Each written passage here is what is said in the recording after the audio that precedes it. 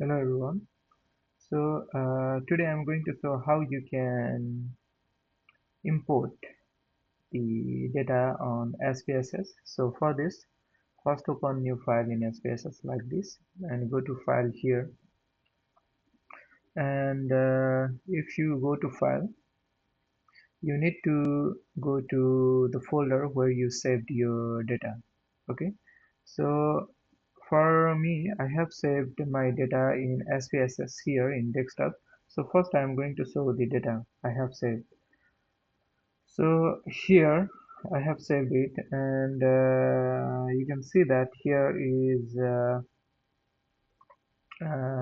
data of the spring water with physicochemical parameter.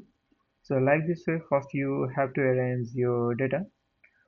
Now I'm going to show how to import it in SPSS.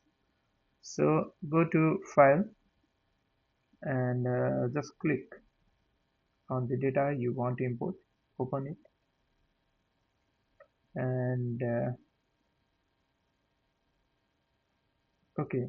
So you can see that in variable view, here is the data. Okay, now this is the width and this is the decimal. So we can see that here sometimes here is 15, 14, and here is 2. So and you can change it as per your needs. So I'm going to change it to 2. Like this way you can change other. Okay, so here is the data view. If you see in data view, you can see that here are the data already loaded.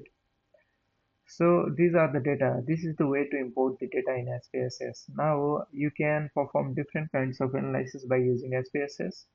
So in further video, I will make how to perform different data analysis through SPSS. So stay tuned. Thank you so much for watching. If you like this video, please subscribe my channel.